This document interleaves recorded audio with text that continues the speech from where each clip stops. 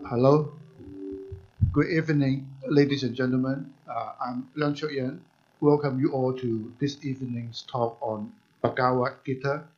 It gives me great pleasure to present to you our speaker, Tang Shu-wing, and our moderator, Jayang. Let me just say a few words about Jayang, and then I'll turn everything to him. Jayang is an entrepreneur, producer, and broadcaster who has been active in Hong Kong's cultural scene since 1988. He chairs the South Asian Arts Academy, a non-profit that promotes education and awareness of the performing arts of the Indian subcontinent. He is a frequent broadcaster on RTHK Radio 3, covering subjects from music to culture to entrepreneurship. Jayang speaks 6 languages. I've tested 2 this evening. That also includes Sanskrit, and he holds an MBA degree from the London Business School. Thank you. So, Jayang, over to you. Right. I'm going to dispense with this clip mic because it's causing a lot of feedback. Thank you, CY, and good evening, ladies and gentlemen. It is an honor for me to be invited by the Chinese University of Hong Kong's book club to introduce and moderate this talk on the wisdom of the Bhagavad Gita, the ancient Indian spiritual text which forms part of the great Indian epic, the Mahabharata. It's an even greater privilege for all of us as we will be joined this evening by Mr. Tang Shu-wing, one of Hong Kong's most influential and respected figures in theatre. More about him in a moment. First, a little background for those who are not familiar with the story of the epic. I think most Indians here would be familiar with that, but please bear with me. The background is the actual story of the epic is, I assure you, more interesting, intriguing, riveting, and engaging than any Bollywood blockbuster can ever claim to be. The plot took place about 5,000 years ago in the northern plains of Kurukshetra, which is now in the modern state of Haryana in India. It tells the story of 2 sets of cousins from the ruling Kuru dynasty, the Pandavas and the Kauravas, and their battle over the sovereignty of the kingdom. The Pandavas, which are portrayed as the righteous side and the heirs to the throne, lost the kingdom over a game of dice, would you believe it, to their cousins, portrayed the cousins, the Kauravas, which are portrayed as the evil side. I think they were innovative in those days. They could settle scores over a game of dice. They agreed to be exiled for 14 years. But when they returned, the Kauravas refused to give them even 5 villages, let alone the kingdom. It is then that the Pandavas decided to go to war. And it is on the battlefield of the 18-day war that the discourse recorded in the Bhagavad Gita takes place between Arjuna, the Pandava prince, and his charioteer, no less a person than Sri Krishna, or Lord Krishna, who is a very revered deity in Hinduism. Prince Arjuna is in a dilemma. He cannot bring himself to engage in a war which means slaughtering his cousins, his own flesh and blood. For Krishna, it is an even greater question of good over evil. So as friend, philosopher, and guide to Arjuna, he holds forth on the concepts of dharma, or duty, the reality of life and death, the illusions and the passions of the mind, the bifurcation between the ego and the higher self, or the Atman as they call it, the 3 yogas and the 3 gunas. Now, more about all of these specific technical terms in a moment. In short, Krishna disabuses Arjuna of his dilemmas and doubts and encourages him to carry out his sacred duty, which is to fight his cousins for what is right. The war is, of course, allegorical. In many ways, it represents the battle that rages within ourselves as we work through the ups and downs of life towards our physical, mental, and spiritual betterment. The Bhagavad Gita, or we'll call it the Gita for short, is for many Hindus a sacred text that enjoys the same status as the Quran for the Muslims, the Bible for Christians, and the Torah for the Jews. But interestingly, even for those who do not follow any organized religion, its teachings and wisdom can help find a way out of many of life's dilemmas. For those of us who do not have the option or inclination of renouncing the material world and becoming a wandering monk in order to find bliss, the Gita gives some very practical advice. It's think of it as a veritable user manual for the ups and downs of life. And like many scriptures in the Indic spiritual tradition, the Gita can be interpreted in myriad different ways.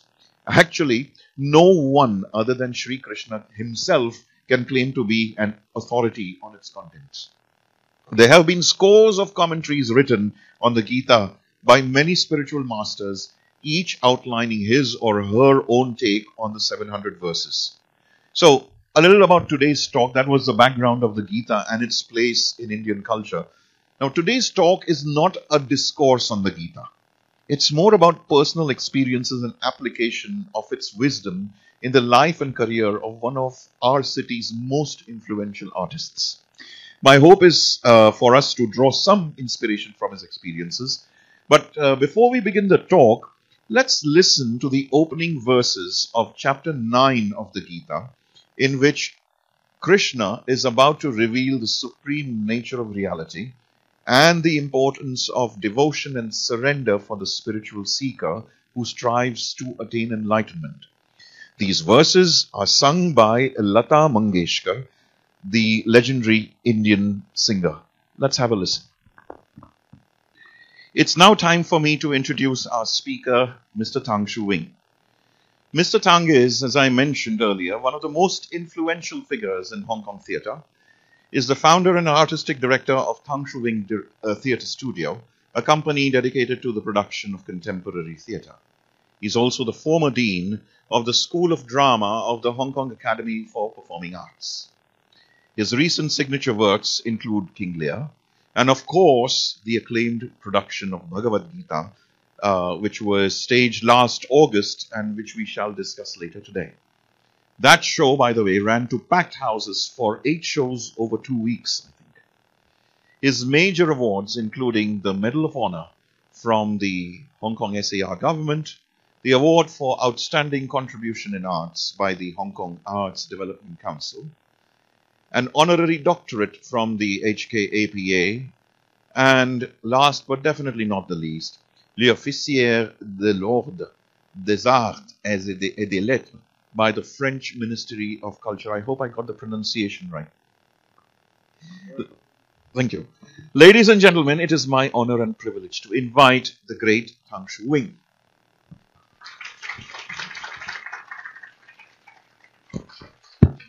Thank you. I'm going to stick to Indian tradition, where we add the suffix G as a mark of respect for anybody who's a senior artist or a senior person. So I'm going to take the liberty of calling you Shu-wing Ji. So Shu-wing Ji, when did you have your first encounter with the Mahabharata and, of course, consequently the Bhagavad Gita? That was in I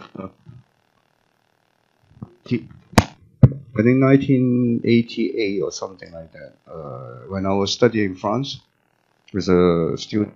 And then the film was creation of Mr. Peter Brook, the very famous British theatre director. He created a 9-hour version of the Mahabharata in 1984. And then divided the 9 hours into 3 episodes. The first one is the game of the dice. Second one is exile. And the third one is the war. But I missed the show because when I went to France, he was on tour already. But I have the opportunity to see the film a few years later, which is about 5 hours long. And then that was a very great experience. The story is fascinating. The characters are very vivid. And then the conclusion is no one is perfect. Everyone is bound by karma. then he did something, she or he did something. So there are certain consequences of this person's action. Very much like characters in Shakespeare's plays. So I asked myself, well, how come there was such a great epic written over, I'm not sure how many centuries at that time, maybe 7 centuries. Obviously, it might be the collective creation of a community of people rather than just one person, though we say that is the author is Vyasa. But at that time, I was not 100% sure. And then 10 years later, 1998, when I was in New York for a 6 months fellowship, I came into contact with the script of the play of Peter Brook. And then I immediately spotted it. It's very cheap, about $2. Art and culture. So I bought the script and then I read it. And then I, in reading the book, it's very different from seeing a film. Right. Because you can, go forth and go back and then, examine the wording, etc. And then I realized that the structure of the Mahabharata, even though I haven't got a chance to read over the entire volume of Mahabharata, I think it's very difficult for a person to read it. It's 15 times. I think you might want to use that mic. There's too much disturbance there.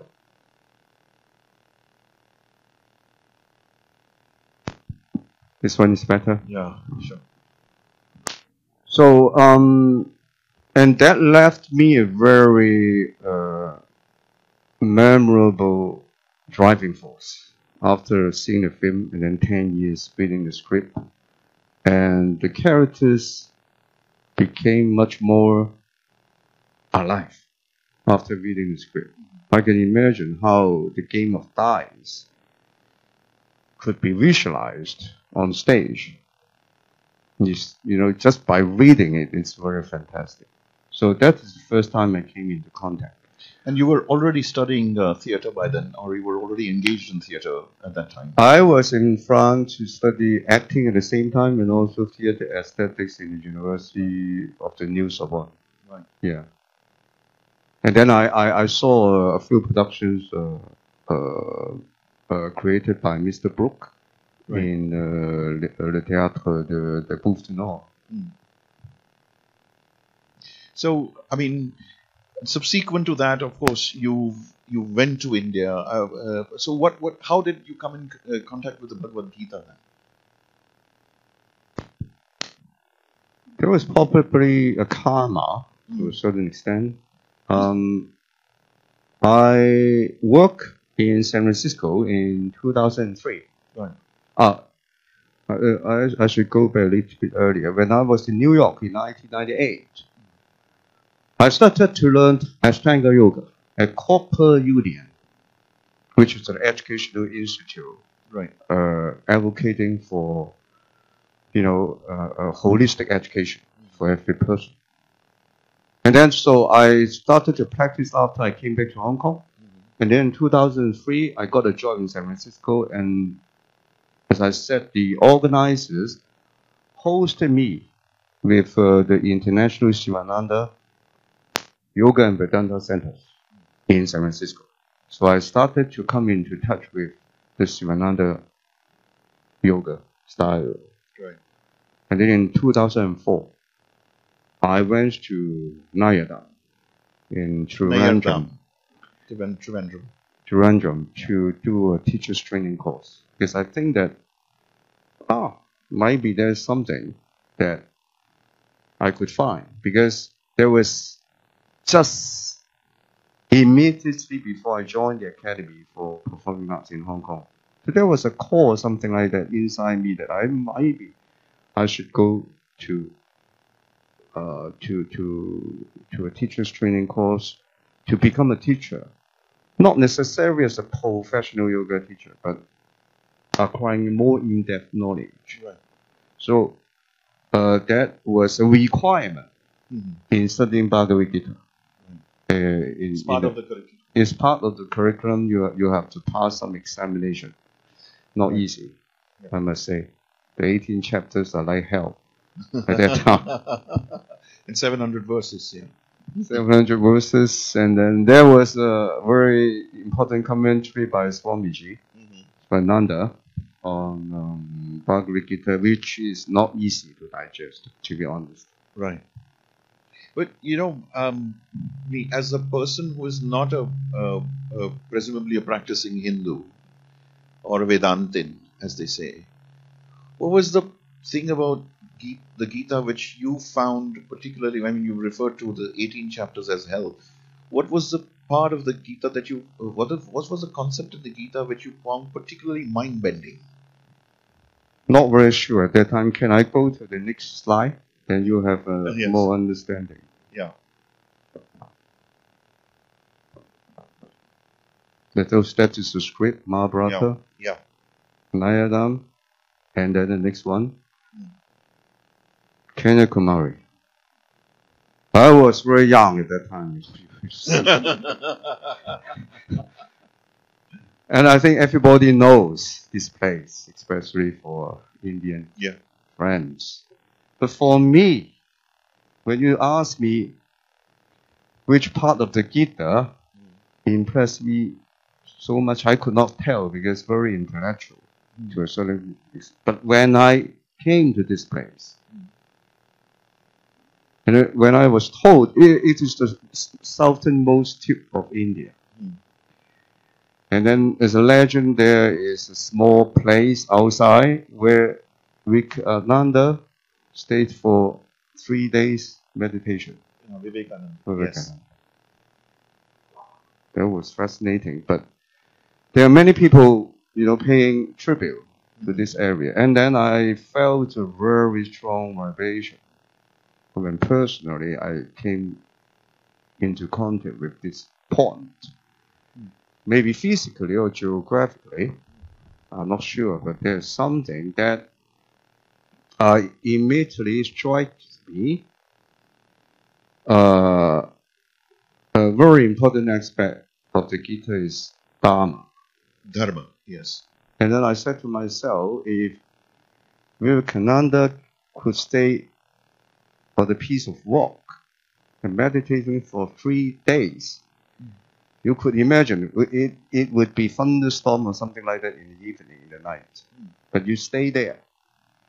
So I thought it might be his dharma to do that, because I think after doing that he has exercised a strong impact, not only in India but all over the world. There was a religious meeting, something like that, around that period of time. So the thing about dharma is the question that I felt very strong with the Gita. I think the whole spirit of Gita is initiating us by various means of encountering this concept and notion of Dharma for each person. It's hard to translate it into English, I think. I think the best we can do is say Dharma is the higher calling for a person. Yeah. Or some people translate it as duty. Duty, yes. Yeah. So I think every person on earth has a certain call to do something on this person's own path. So if this person can find or identify the path, then maybe this person can arrive at his or her Dharma. What were the other concepts of the Gita which stood out for you, apart from Dharma? I think it's an existential issue. That means the question of the self. What is the self? So the Gita and also the teaching of yoga elaborated in the Gita, Jnana yoga, karma yoga, bhakti yoga especially. Yeah. All point to this question, the self. And of course, I think it's not easy to define the self in language, because language is something that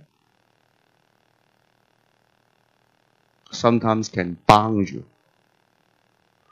So I think the self is beyond language and is an experience rather than an actual physical entity. Right. And then the explanation on Jnana Yoga, that means how can you control the mind by your mind? And then Bhakti Yoga, how can you connect yourself, your inner self, with an external object? And then the third one is Karma Yoga. Karma Yoga, yeah. That is the most difficult to understand. That means action and inaction. Even a teacher, I think, at the ashram, had difficulty to explain. And then he said that, after many years, you could understand. It's difficult to explain. Action in inaction and inaction in action. But somehow it relates to certain things that I think are very fundamental to the existence of a person. That means, how does a person exist? Of course, there are certain religious aspects. But apart from religious aspect, that is the three gunas. Sattva, that means purity. Rajas, that means always in action. And Tamas, inertia, do anything. So these three states of being are a really reality happening in life, that every person is composed of these three elements, the three gunas. And I think that can be the starting point of answering the question or entering into the field of existential issues raised in the Bhagavad Gita. Right. So just again, for those who are don't have a background in Indian spirituality, the word yoga in the terms of the Gita is not exactly the kind of postures that you think of when actually practicing any exercise. The word yoga comes from the Sanskrit root yuj, which means to join. And in the case of the Gita, the three types of yoga referred to in the Gita, the Jnana Yoga, Bhakti Yoga, and the Karma Yoga, are methods which allow an individual to achieve their goals. Well, in the case of the Gita, they talk about spiritual enlightenment, but it would be, on a practical level, it could be pretty much anything. So Jnana Yoga is the yoga of knowledge. Knowledge as a means of achieving an objective. Bhakti the word bhakti means devotion, but it could mean dedication, it could mean passion towards your goal. And the third is karma yoga, that is something that Shu-wing just referred to, is the yoga of action. And particularly, they talk about selfless action. Now, speaking of action, in the second chapter of the Gita, Sri Krishna propounds one of the key philosophies of the Gita in a well-known verse. I think it's verse number 47, which says that we have control only on our actions and not on the fruits of those actions. Therefore, we should not be attached to the fruits, nor should we remain inactive. For you, how do you see this, and how have you applied this in your career as a producer and director?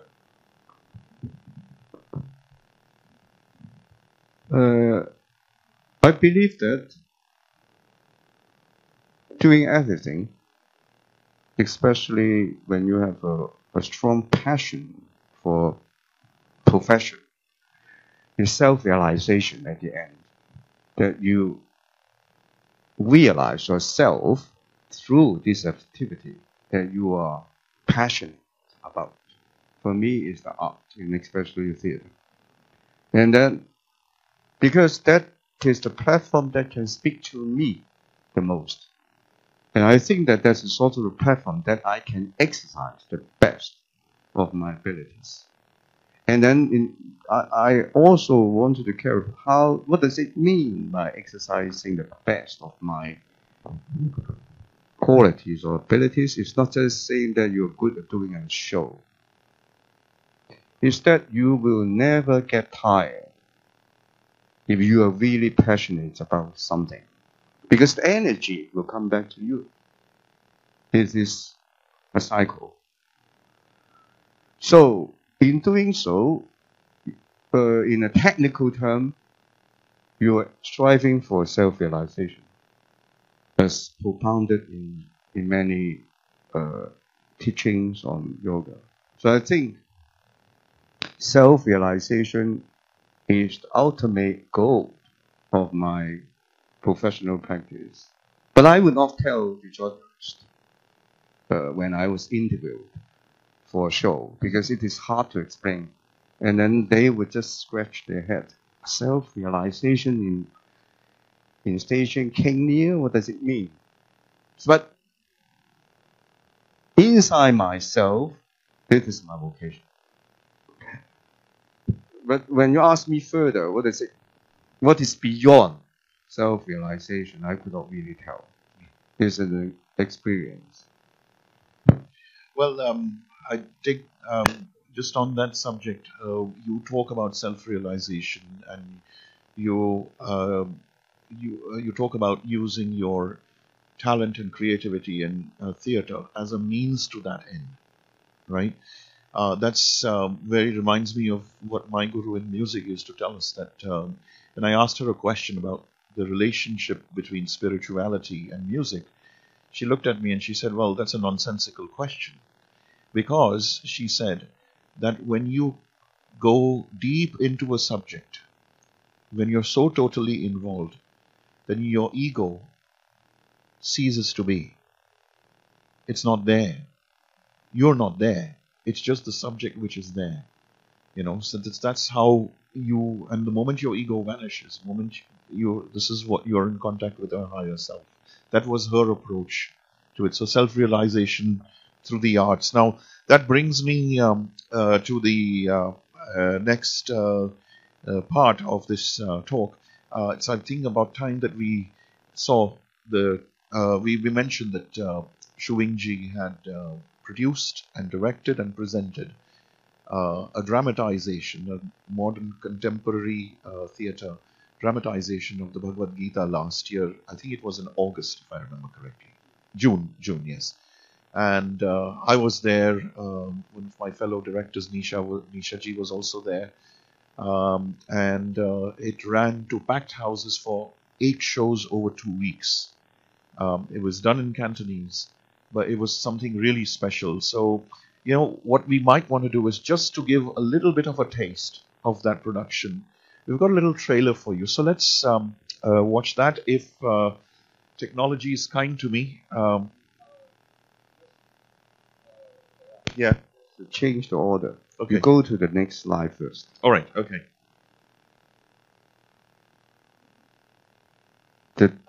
When did I first think of staging Mahabharata? Because then I think if I can tell them a little bit about this, then they can understand more. Right.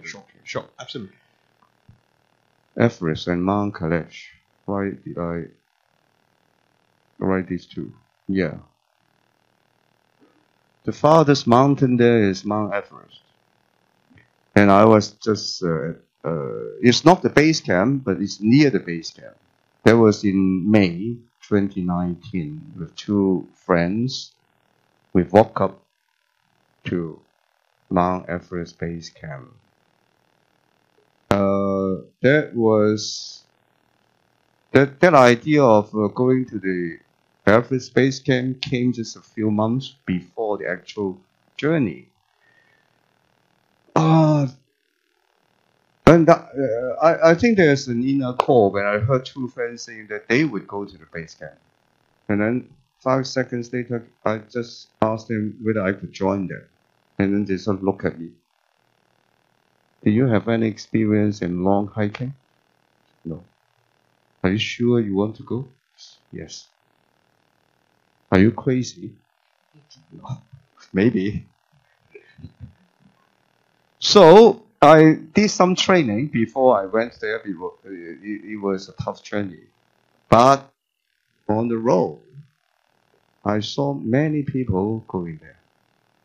Even though, including some persons whom I thought was not physically fit enough to go up to the base camp, which is 5,300 meters. But there must be a reason for them to at least try a certain section. Maybe they are not able to complete the whole thing. That's important. They are not attaching to the foot of their action. They just did it. The next one. This is Mount Kailash in Tibet. That was something very special. That is a sacred mountain for 4 religions. Probably you guys know that. That is in Tibet, and the legend said that no human beings have ever climbed up to the top. When I first heard this saying, I said, really? Well, they said that, then you have to believe it. Whether prehistory or whatever, prehistorical record, you have actually human beings climbing up to the top. Might not be the key issue. The issue is today we believe that no human being has ever climbed up to the top because of the sacredness of this mountain. It's not very high comparing to the standard of the Himalayan ranges. It's about 6,800 meters. But the thing is not to climb up the top, but to walk around the mountain. And then the legend said that if you are able to walk once around the mountain, you can wash up all your sins in your current life. Well, if you walk more, then you can, transcend, etc. That is another thing. But did anybody have ever go to this place? Mansarovar, Kailash. Yeah. Yes. Kailash. Not the restaurant. But I can tell you, if you really go there, you can feel a strong magnetic field. I could not describe, but there's something really special about this place. Maybe geographically or geologically, I'm not sure. But there is a strong point of energy that is moving around you. And then I shocked many Tibetans at that time because they know they are not Tibetan, but I did not have high altitude reaction. Because I told them that I have just been to the base camp of Mount Everest a few days ago. Oh, they said, okay, you're okay now, go ahead. And then that was very impressive because people of different ages, ranging from seniors of 80 years old to just a kid of 5 years old, they just walk. So after this 2 journey, I said to myself, I should stage Mahabharata. That was May and early June 2019. And that was the beginning of the social unrest in 2019. Not the climax, but beginning. So when I came back, the world has changed. So I said to myself, I should stage the Mahabharata as soon as possible to share the wisdom in this epic about Dharma and also action, the 3 Gunas, etc. So that's Right. So on cue, should we now take a look at this? Watch the trailer. Then hopefully technology will. Can we have the lights back on, please? So that was a little taster, little trailer of the production, and you can see the amazing sets, the use of what in. By the way, we're going to talk about this. This is quite an interesting book. You referred to pre-verbal expression, the use of dance movements, silence, and very imaginative use of lighting and music to convey this. So, how did you actually create this work? How did you put this whole thing together?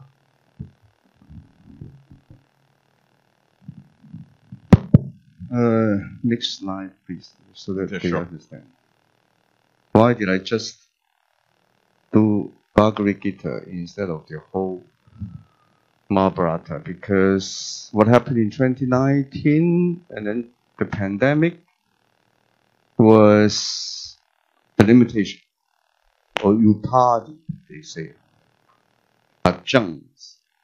We are conditioned by time, space, and causation. Human beings. So there's a tendency to transcend this. So the difficulties in staging the entire Mahabharata are, firstly, technical and logistic. It is very hard to find a venue which can give you 3 or 2 weeks. Because you need 9 hours to stage the play of Peter Brook, and then you need 2 weeks. But very few venues can give you more than 1 week. And then some of the team members migrated. We know the reason. So, and that it left me to a personal struggle. And I remember very vividly, one day, got up in the morning, just do Bhagavad Gita.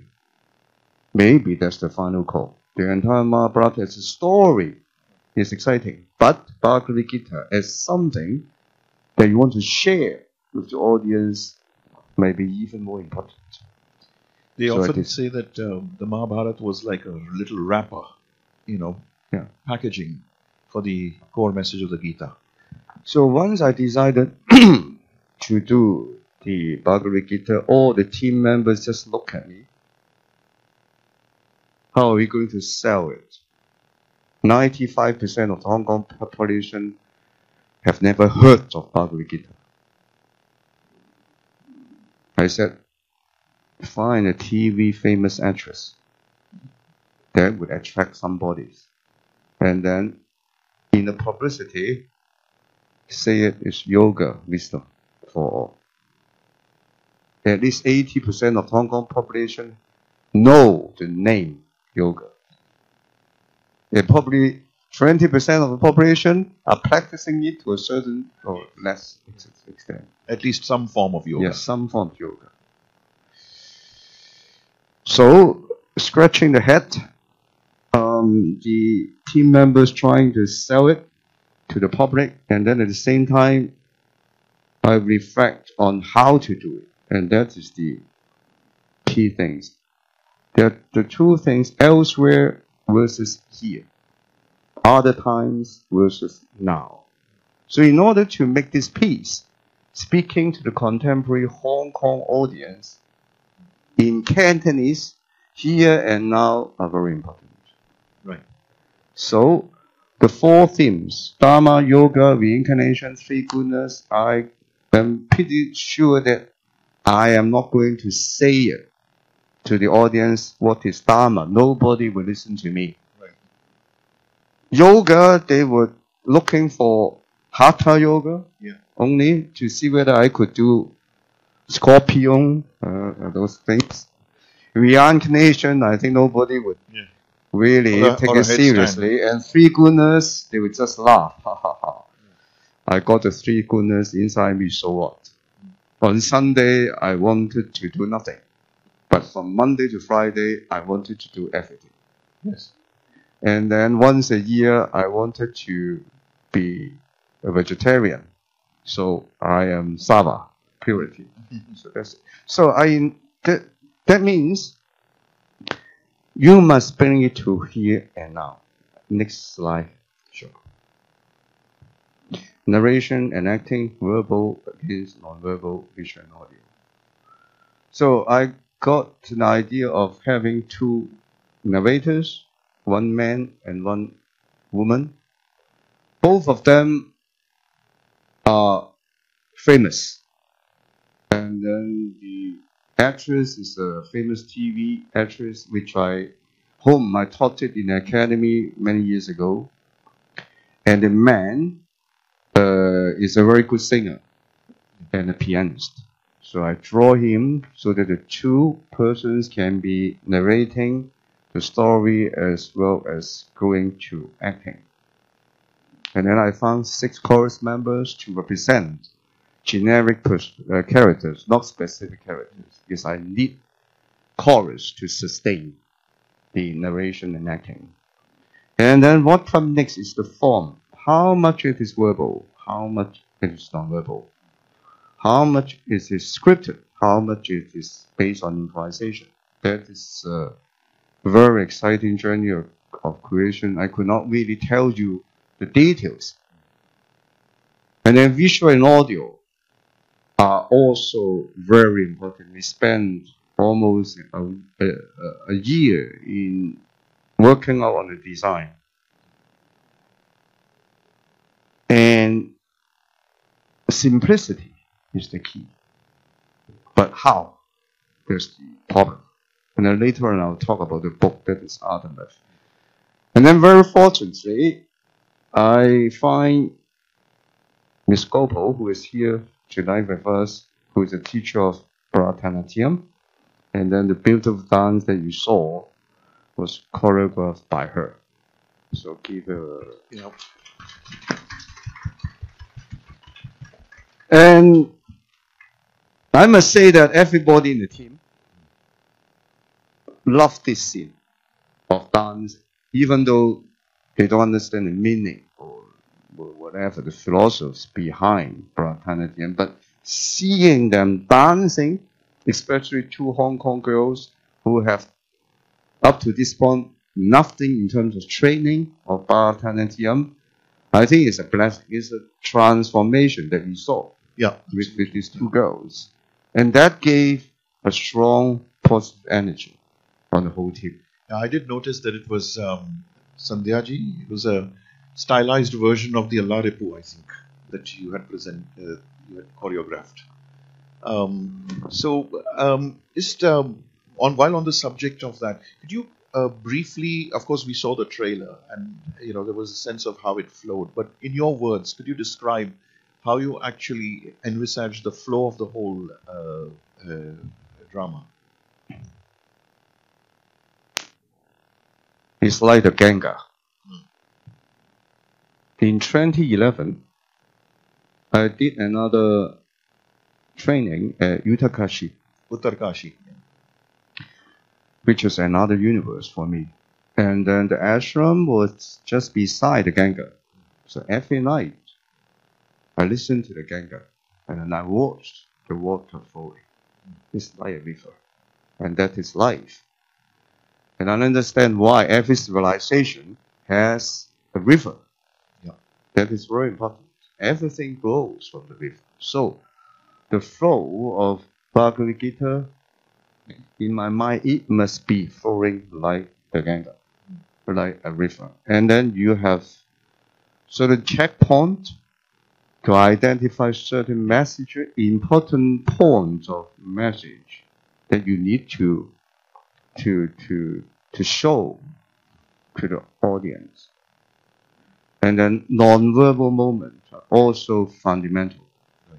Because if we can show things non-verbally, then why do we speak?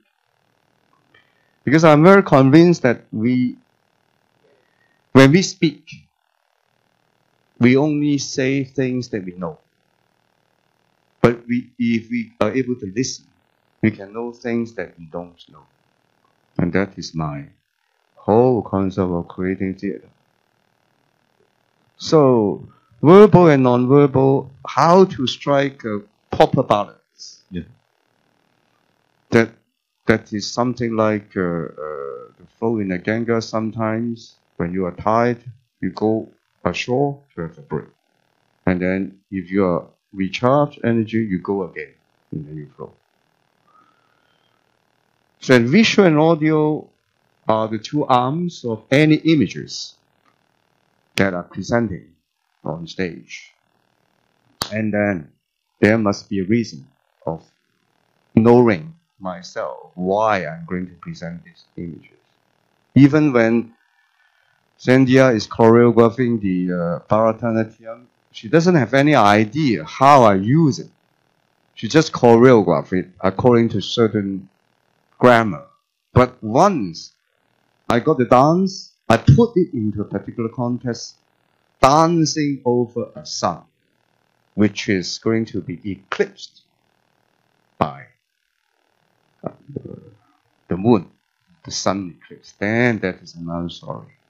So these kind of things are building up every day after every day. So I would say I was swimming in the Ganga to set up the flow, even though I had a preliminary idea. But everything has to be tested on the spot. But I must say that I was very lucky to got a fascinating team in terms of designers, performers, and also finally the promoters of the play. They know how to sell. At least they know how to attract the journalists to come to write stories. Please give me their contact numbers. Sure.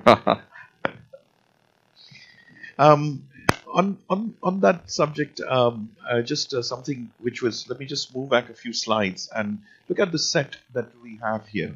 It's the upturned tree. That is how Krishna describes the universe in the beginning, the first verse of the 15th chapter. Urdhva moolam adhashakam ashwatham prahuravyayam chandansi yasya parnani yattam veda savedavit. So, can you just talk about how you envisage this, because it was something quite special. When we were discussing the set, even though simplicity is the key, but how? And how to make a point about simplicity and its possible transformation, cynically and also metaphorically. So finally we arrive at two things, key things, that the stage can be split apart. And then there must be water, because water is the life source. And I said that we must be having a hanging tree upside down to echo what is written in the Gita. And also plant trees are another aspect of providing sustainable energy to human beings. And then I also insisted that there must be water flowing down from the tree. Metaphorically, it joins the earth, sky and earth, and humans in between. You had to be there to see how this whole set was conceived, and actually it was quite amazing, So moving on, one of the things that struck me about the presentation was how you have related or tried to relate the concepts, the ancient wisdom of the Gita, to the issues that we face today in this modern world, particularly in the age of artificial intelligence. There's a very telling scene in the drama where two characters smash an LED screens in which an AI-generated human is speaking. Apparently, he had to buy 8 LED screens for the 8 shows. Can you tell us a bit about your view of AI and the relevance of the teachings of the Gita that you have tried to convey through the drama? AI is on the top of the agenda of every culture today. But probably not many people really think what is behind AI and how this thing can change the course of humanity. When I was swimming in the Ganga, as I said metaphorically, near the end, I said to myself, I have to put on stage something which is really on the top of the agenda, so that people can get an immediate relationship with what they see on stage and what is going to happen humanly when they finish the show. And that is AI. And I think at that time, there was a huge debate on whether ChatGPT should be open more, etc. And then Elon Musk is saying something, and then another guy is going to rebut him, etc. And then it reflects in the simple statement: limited reality versus boundless imagination. I think human beings are always being torn in between limited reality and boundless imagination. Always. But as a theater piece, we must present truth and beauty. But what is truth of what is beauty is difficult to define by words. But when you feel it, it is there. And that is the archetype of everything. That is the thing itself. What is the thing itself? You cannot define. But when you feel it, it's there. And then the TV monitors, sorry, there are 10 shows. So we have 2 more shows with 2 more TV sets to break. And the production manager asked me, she looked at me, you wanted to break 1 TV set per night? Yes. Yes, I said. You know how much money we are going to spend on that? Yeah, it's your business, I said. And luckily, they found something cheap and durable. But we break 1 every day. But the requirements, the monitor itself must be clean and clear. Right. And audially sounding. So we solved the question. And then every moment when we broke, every night when we broke the TV set, I heard screams beside me. Yeah. And then they really break TV screen. Oh. And then the guy said, how much is it, you know? And that is humanity. Because I can foresee this action as a life art. Because my team members keep on asking me whether we can fake it by breaking something else. No. It must be a TV screen. And it must be broadcasting something live. It is live art. There's no hiking, seek and hide, and it's live. And then I can predict what the reaction of the audience will be, especially in terms of money. Mm-hmm. That is the first reaction that comes to their mind. Yeah. So basically, why are you breaking all those valuable screens? But coming back to, again, the subject of AI, there's been 2 schools of thought these days. There's a debate raging on in the world of AI. You have one school which is represented by Professor Jeff Hinton, who says that, well, if we don't control and regulate this thing, it's going to spell doom. There is another school of thought led by Yann LeCun, another AI scientist, who says, well, machines will never get to the level of intelligence of a human being, so what are you worried about? When we have these kind of dilemmas and a possibility that AI may wreak that kind of havoc, where do you think does the message of the Gita or the teaching of the Gita, where does it have something that can help us out of this? Or show a way at least, or a solution? No solution. Kali Yuga. Kali Yuga. Kali Yuga.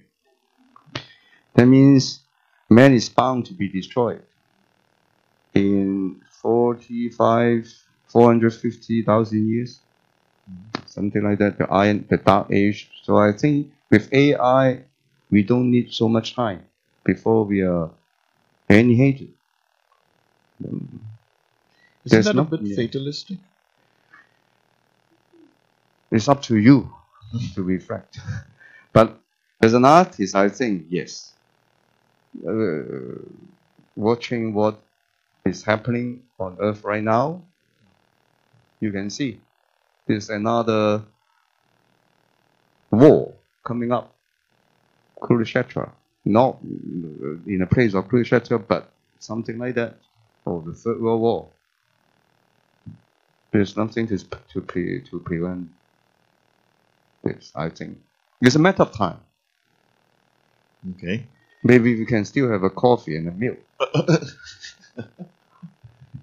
Yeah, otherwise there's always... But let me finish. Yeah. The thing with the Gita is, I cannot say for other people, but for artists, even the world is so miserable, but if you create a work of art,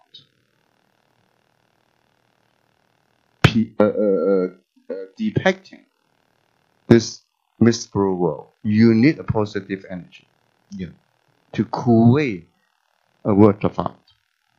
And that is something that is the last resort that I can say, at least for artists. For other people, I could not say. I could not tell. It's interesting because I remember reading something written by somebody who, if I can paraphrase it, basically said that art is what makes the miseries of life palatable. So, let's talk a little bit about the feedback that you got from the show. I mean, what was the feedback? What was the general reaction of the audiences?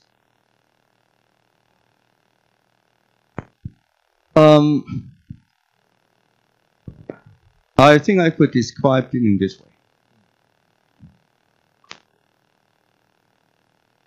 Probably 50% of the audience could not understand everything. Even me, when seeing my work, I could not understand everything. I could not understand why I put this image, but I did. But they enjoy it. I have a friend who understood maybe 30%. And then when he left the theater, and then he was walking behind a couple, and they were talking. This couple was talking about, it's difficult to understand, but it's beautiful. Yeah. And then they keep on saying, it's difficult to understand, but it is beautiful. Even though when they got into the minibus, they keep on saying that. And then the driver just looked at them constantly what they were talking about, because my friend was there. So I think that's the general reaction. Right. And then there's, because of the celebrity, the actress, she has got a fan who saw the 10 shows every day. Same seat. So there are a lot of reviews writing on that, and then some said that it's difficult to understand the language and the story, but the non-verbal part is exciting. And then the breaking of the TV mod is something that's always in the review.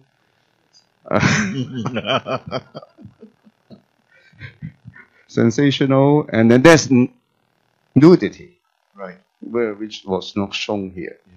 There's nudity, and they find most of the audience find it beautiful.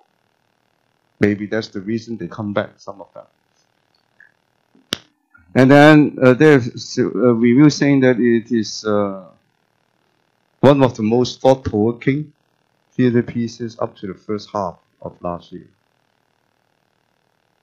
So I think, in general, we can say that it's difficult to understand. And then people realize that sometimes it's not important whether you understand it or not. Because on earth, there must be something you don't understand.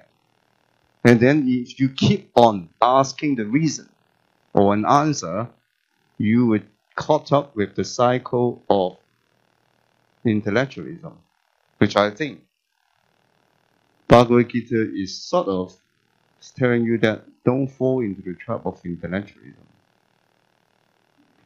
So many people ask me when we're going to rerun it. I said it's very expensive, and but it really let the Ganga flow. If there are occasions, then we would rerun it. If there is no occasion, then file close. For me, this work is very personal. It's not really something that is going to the commercial market. Put it in a bracket. It's something that I wanted to share with the audience. That's all. Whether they understand it or not, it's not really my concern. Like reading the Gita, how many people are really understanding it? But you keep on reading it.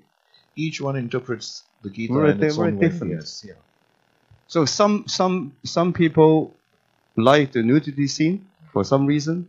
Some like the dance. Some like the lighting. Some like the audio. Some like the text. Some like the TV set being broken because they wanted to break it at home. When seeing all these things on the TV, but they dare not to because the wife was sitting beside him. So there are a lot of things going on which are hard to register at one go. So you're saying you had a lot of closet Luddites in the audience, breaking technology. Finally, here is something that I want to talk about. We're going to come to your own personal reflections. But before I do that, I need to tell the audience, and this is not a plug, but this is a very sincere recommendation. Shu-wing ji has written, he's compiled his thoughts on theatre generally, and his philosophy of drama and his art in this very interesting and engaging little book here. Please do go and read it, and especially those of us who are practitioners of the performing arts must read this book, because I think it is universally applicable to some of the concepts.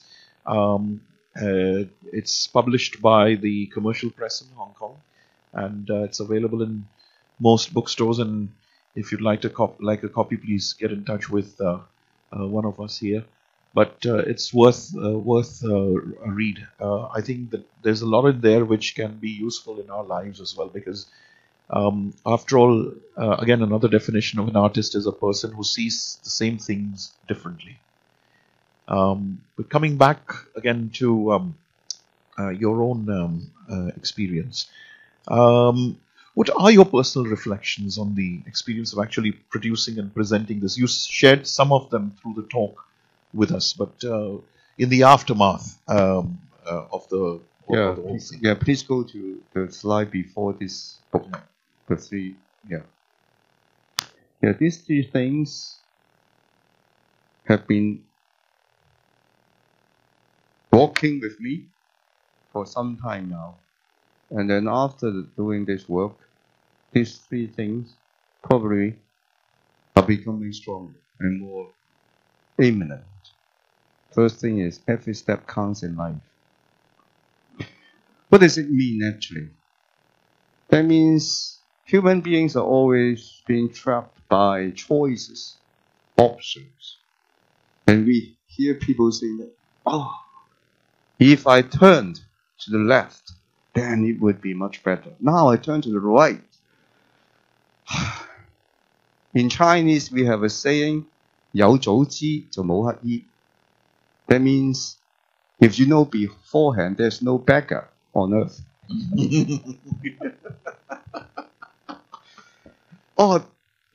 Every step counts in life is your definition of the reality. If you keep on saying that, why did I turn to the left? I should have turned to the right. There is better. And then you lose the battle. because your mind is no longer on the left. You keep on thinking another reality which doesn't exist. So go to really to the left to see what it is really. And that may give you some hint. So every step counts in life. It's your choice.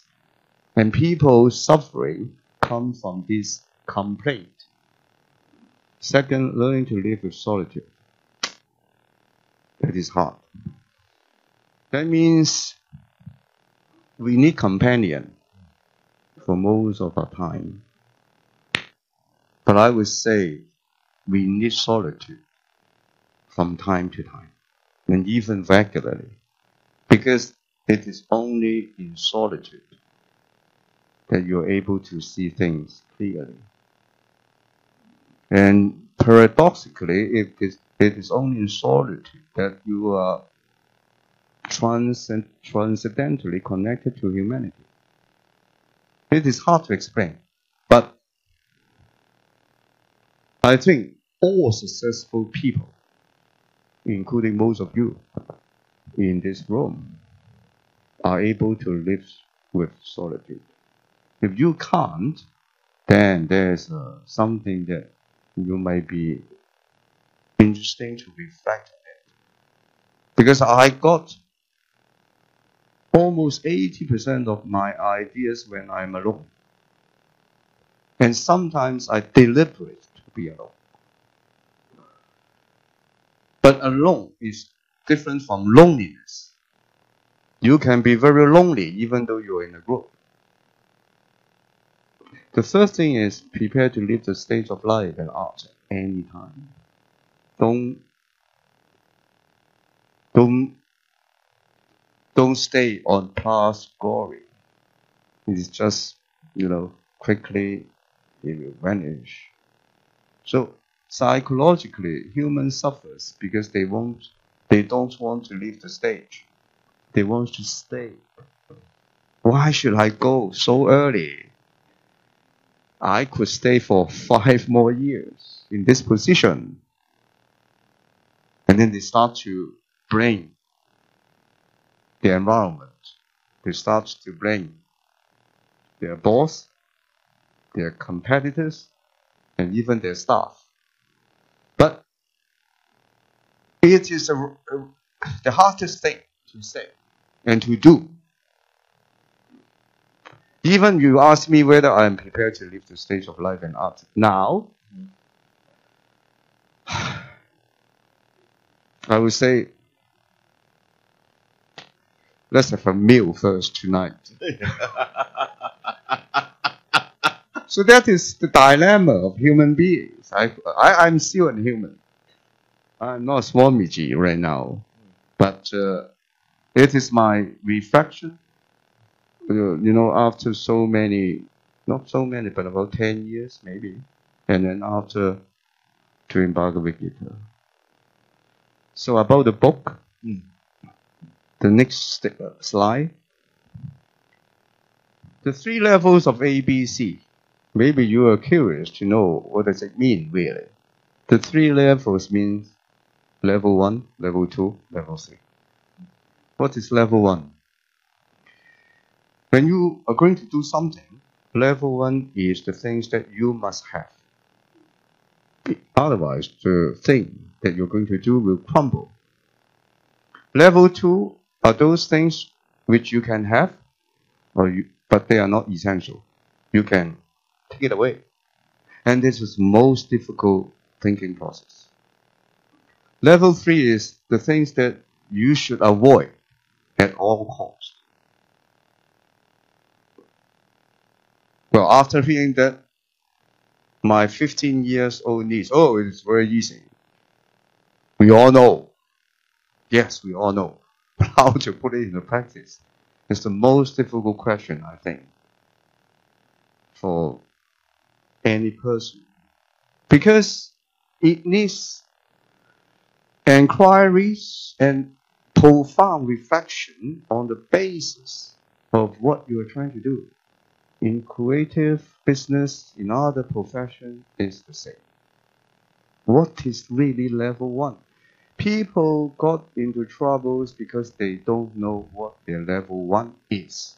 And probably they would include many things in level 2, which are unnecessary, but just decorative. The more things you put on stage, and then the more time you have to spend on how to take away from scene change. I have seen shows which spend 50% of the time in moving in things and then moving out of things. ABC is even harder. But for those who are accustomed to yin and yang or polarity, are easily able to get to grasp it.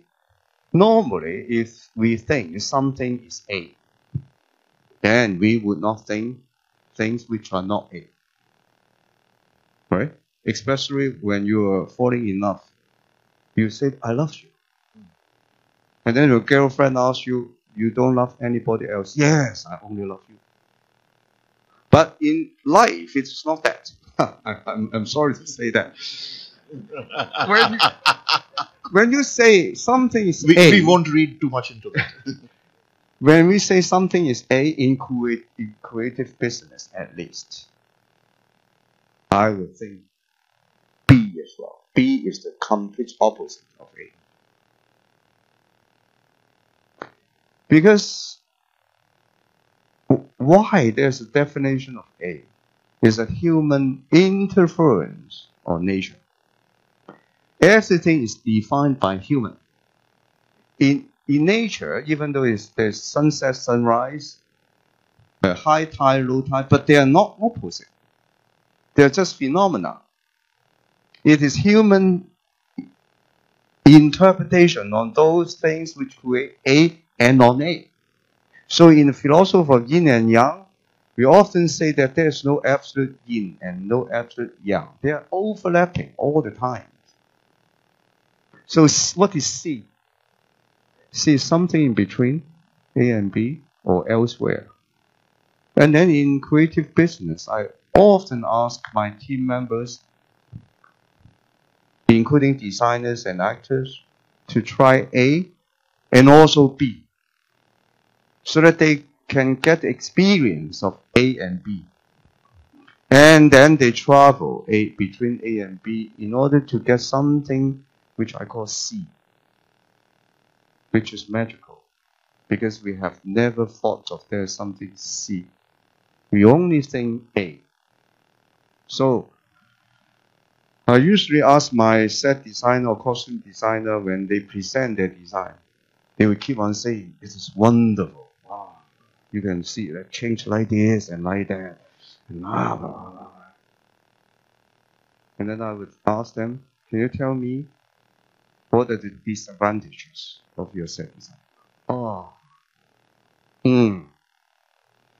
Oh. And then I will ask them questions. And then finally, after 2 hours discussion, they would agree with me. And then they would go home to work on another design or improve the original design. Because everything you put as an artistic symbol element has pros and cons. But we are attached to pros. We only think of pros. We don't think of cons. But I must think at the same time cons. So that is the meaning, the 3 levels of ABC. It's interesting. Well, I mean, there's a lot there in the book, a lot of food for thought. But that brings us to the end of the talk, the discussion here. But now it's time for us to take a few questions from the audience here and also online. Let's start by somebody here. Anybody have any questions here? I've been wanting to see Peter Brooks' Mahabharata for 30 years. Oh, So I'm amazed that you brought it up. Where do you see it? No, I haven't. Oh, you haven't seen it? Because it came up in the episode of last. Oh, yes. Yeah, many years ago. Yeah. So it's been on my mind. Have you seen the film? There's on YouTube available. YouTube, yes. Yeah, you can go. I think we should have a viewing session. Yeah. Okay, but let me do this. Have you thought of taking this production overseas? Because why? And sort of doing it in English. I know it was in Cantonese with subtitles. But, Yes, indeed. Somebody from Shanghai watched the show, and they really wanted to bring it to Shanghai. But in the end, they could not find enough money. So they say, no problem. That is very usual. This piece required, you know how many people? On stage, there are only 8 people. But there are 32 people behind. So, more or less about the same size of this room. 40 persons, you can imagine. And then a set. You have to do a mechanical device which can be separated in the middle, and then you must have water facilities. That is not easy. But I'm sure that when there's a will, there's a way. Yeah. That's great. For those who have joined us by Zoom, please type your questions in the chat box, and if I can read them, I'll take them. We don't yet have a question there. Anybody here with a question?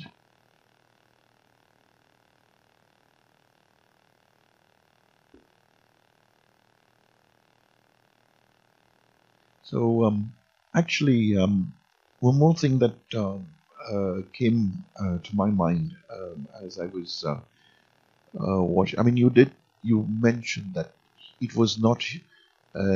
Some people might not have understood what was going on. They just saw it. I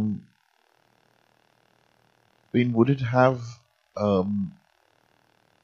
It would have been a great opportunity for people in Hong Kong who have no, as you said, no idea of the Bhagavad Gita to at least take home some of the messages. Do you think that there's something that can be done to make it a little less abstract for those of the audience, members of the audience who may not have actually got it? But as I said, they say we didn't understand it, but it was beautiful. That was a refrain which you probably heard a lot, didn't you?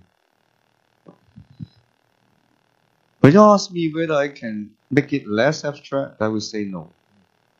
Because abstraction for one person is very different from another person. So there's no objective abstraction. But when I say that people do not understand, but they find it beautiful, I would say that when they say that they do not understand, they will follow up by saying that, but I could imagine. It might be that.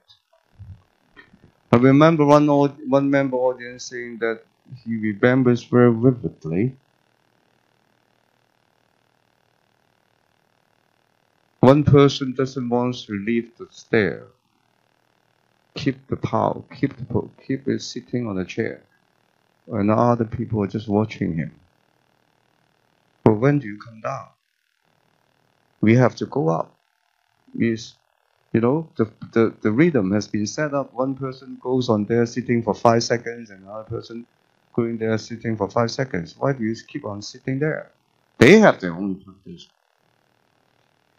And then when people are piling up like corpses, and then they suddenly come back to life, they have their own interpretation, their audience. And then when the performers are bound by the chairs, and then they wanted to do some aestheticism, but fail. I mean, the audience can understand something or can imagine something related to their own life. So I think that is the most important thing in my work. That means I create the images, but they are subject to multiple interpretations. There's not just one interpretation. I often making jokes. There are only two types of theaters which are definite. They have absolute interpretation. There's anti-smoking and anti-drug shows. Right. Thank you.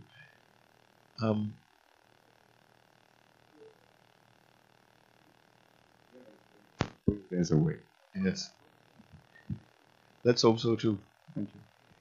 Any questions? Anybody? We don't seem to have anybody from online.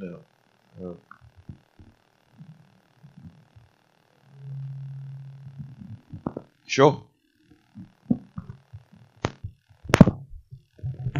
Mr. Tang, first of all, thank you very much for a very inspiring and rich lecture and conversation. First of all, I must say that I regrettably missed seeing the performance. But I have two questions. One, what you just said seems to suggest that, first of all, it's a very complex performance. Rendering this in Cantonese and on stage. And so my question is, how personally, how is there any different kind of experience you'd like to convey to the audience? Let's say that is different from your doing, let's say, King Lear on stage or other great works of art. So that's the first question. The other question, I'm just curious because you alluded to some kind of relevance of the work, or you're directing the work to the particular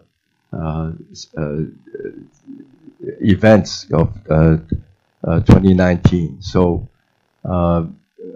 is there any particular artistic experience they like to bring to the audience that has that kind of social circumstance in mind? So these are the two questions I have. Yeah, thank you.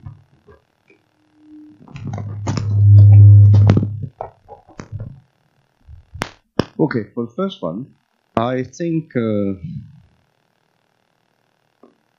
scope of my work of Bhagavad Gita is much wider than King Lear.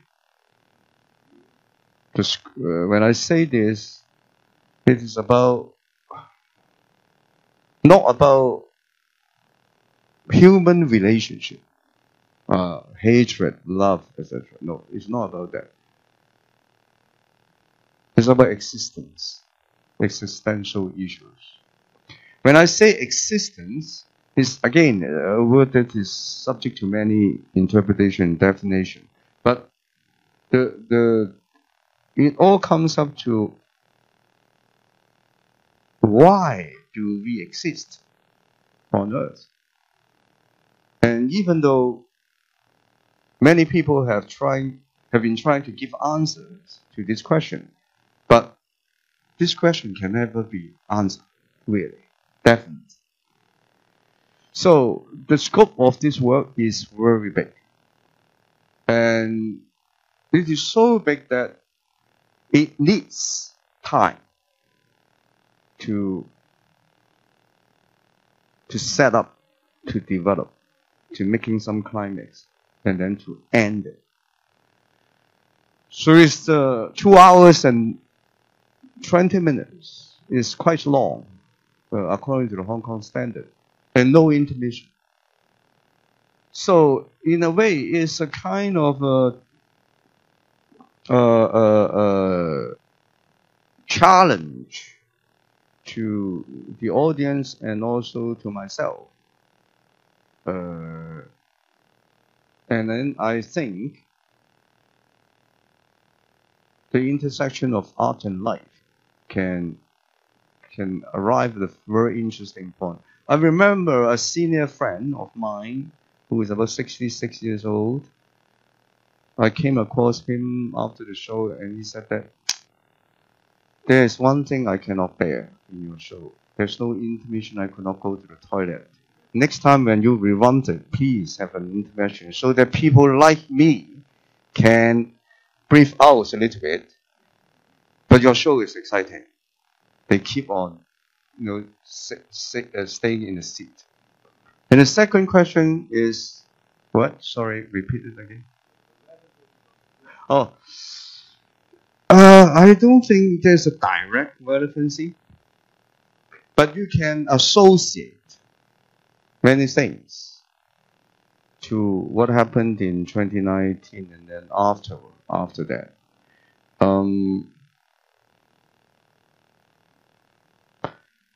Personally, I think the quest for power is everlasting in every culture. And then the fear of being eliminated is also long-lasting in every culture. And then we are also asking the final question, where's the light for human beings? So I think these are generic questions, things, phenomena that audience might be able to associate not only the events in 2019 but other events happening on Earth or even now, today. I hope that I can answer your two questions. Any other questions? No. Yeah.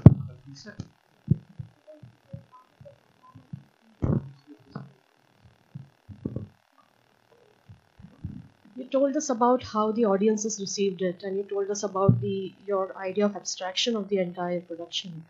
I want to know, how did the performers receive it? Because they would have gone through so many rehearsals and they did it 10 times on stage. So how did they perceive it? Yeah, I think the best answer to your question is I should have brought them with me tonight so that they can speak to you directly. But according to our discussion, it is very challenging for them because they are not performing in a logic as in a traditional drama that you have an action.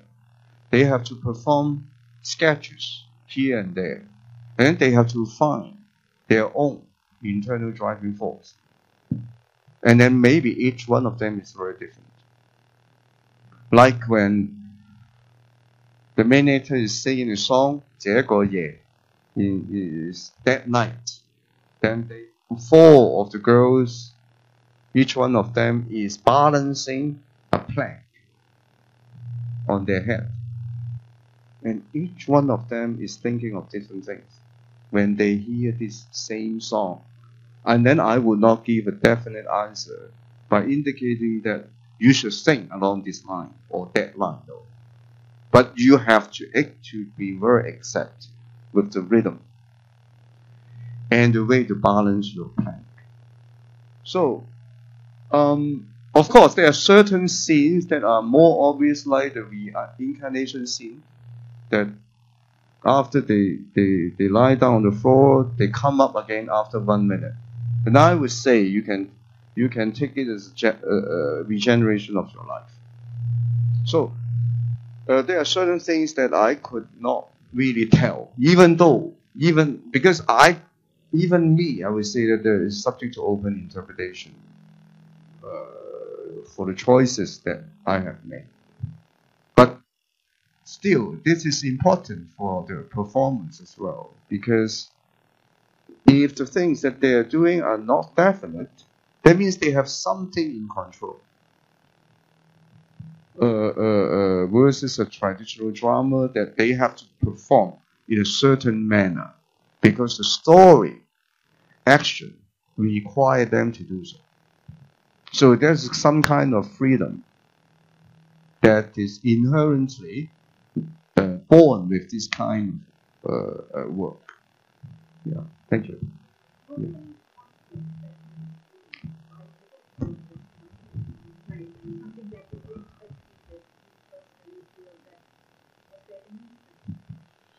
Did you experience any conflicts? Of course. But I would not say they are conflict, they are disagreement or misunderstanding or different interpretation. Along the process of creation, I have made many adjustments, something cut, something adding. And this is very normal, because it is after all a spectacle, a work to be seen, to be felt, to be heard. So there must be control on the rhythm and energy, and also on the contents to a certain extent. So after a certain run through, I would discuss with the members, and then we would come up with certain consensus sometimes. And if no, then I would go home and then reflect whether what they said has got a certain point that I have to take into account. And sometimes I do follow their opinions. Sometimes I insist. Sometimes I follow. So it is important to be open. And it is important to know when you should be open, when you should be insistent. This is wisdom, or is a kind of intuition that an artist must possess. Thank you. Sir, That lady. I have a very simple question. The Gita, the importance and guidance that it offered you, were you more attracted by it, by the spiritual side of the Gita and the whole, the full sort of, legend, or were you sort of more attracted by the way of thinking, the philosophy, and sort of the method behind it?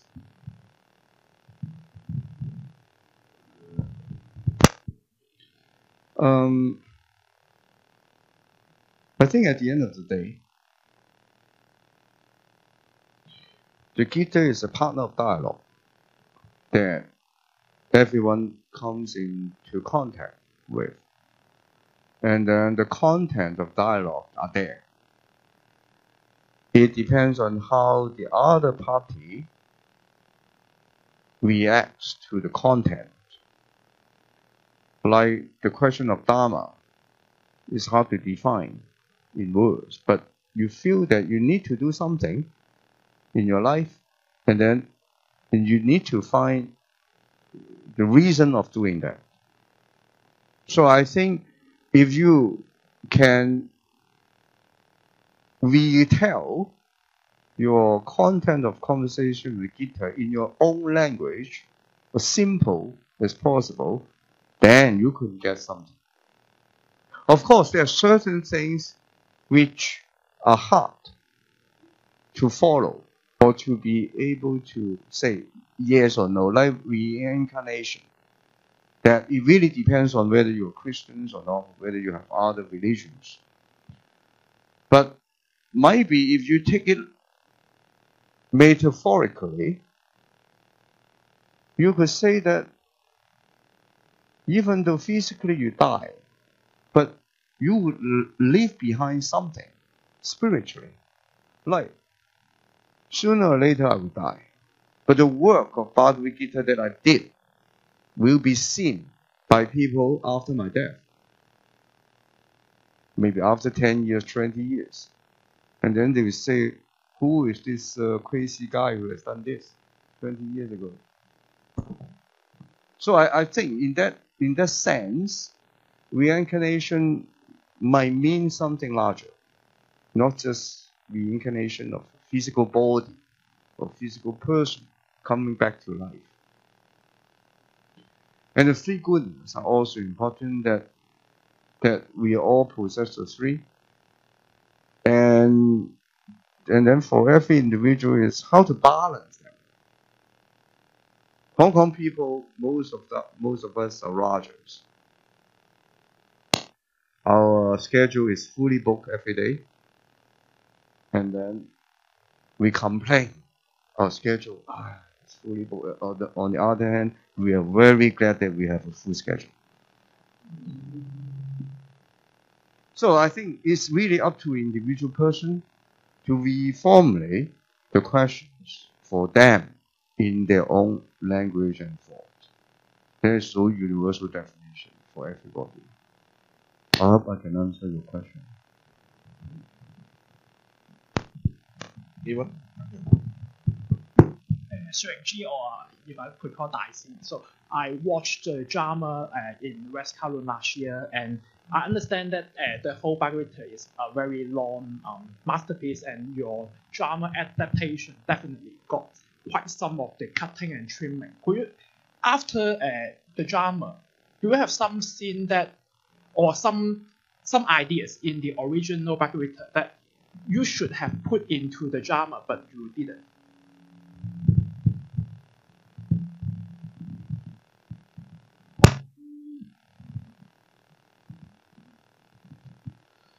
Well, you could say that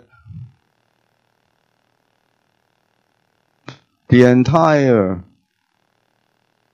content of the Bhagavad Gita,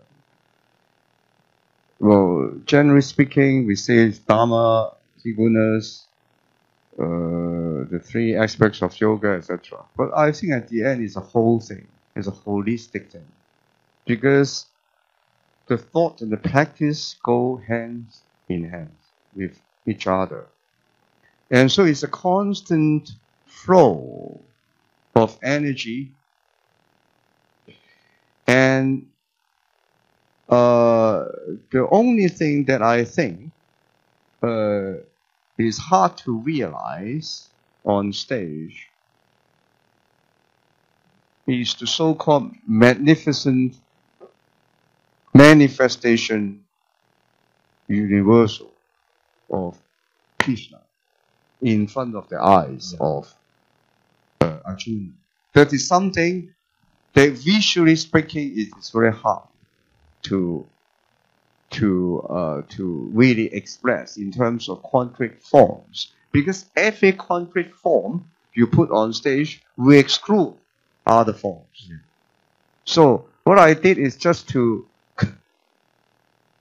make a blackout, so nothing can be seen, and there's just a chanting, and hopefully that can create some imagination in the mind of the audience about the universal form of Krishna. So I'm not sure whether this is correct or not in expressing this form in such a way. I remember in the film of Peter Brook, touching this point, every performer just closes their eyes.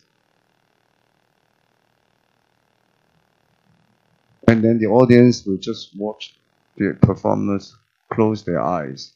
And then when they are talking about the universal form of Krishna.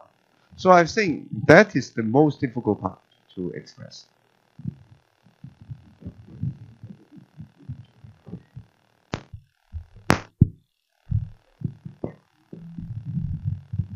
Thank you, Shu-wing.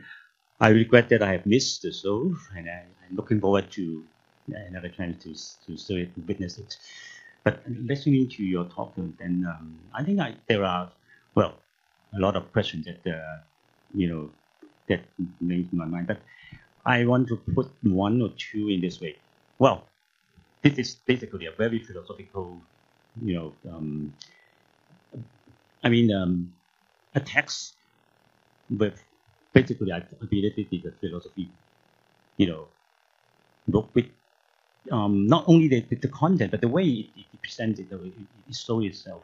So my question would be that, well, when you want to put it on the mettre en scène, put it into the scene, there are in fact, it always between the tension between, I would say, action and inaction, between day and night, that means darkness, and then telling or listening, and then silence and speaking somewhere. So do you see, do you have in your mind a certain principle to transmit, these principles through, the same design. And upon this question, it comes to my mind, on seeing a little bit of it, of the clip, and then it reminds me the dance theaters of 雲門舞集院文 of 連買 So is there anything from there that has, because we know Lamaimon is the first in Asia to have all his work has been really not only Chinese but universal in the sense that he has worked on different classics of of different cultures. So have you been have your work been inspired or in some way influenced by the way human has shown? Well, I think every artist has got influences from their predecessors to a certain extent. Sometimes it's difficult to really say in words, but we got memories. But for each creative artist, it is really up to their turn to transcend those memories into their own actual dealings. There are certain principles in creating a work, as these especially. You have mentioned a little bit about that. It's the duality. That means silence, sound, and also sound, music. Action, inaction. There is a principle in my creation called alternate rhythm. That means if you stay in the rhythm too long, it will become saturated. So I would train my performers to be able to travel between alternate rhythms, sometimes very slow, sometimes very fast. And then the color. You see that this is white. White represents purity in our training. So purity is something metaphorically be represented by the color, but it can be transformed to other things when there's light coming to the right surface. So the second thing is, how do you transform the forces of life from one stage to another? Because even though it is not a traditional dramatic story that you can see in action, clearly developed, and then you have to solve the conflict, but there's still flows of forces of life. Forces of life, what does it mean?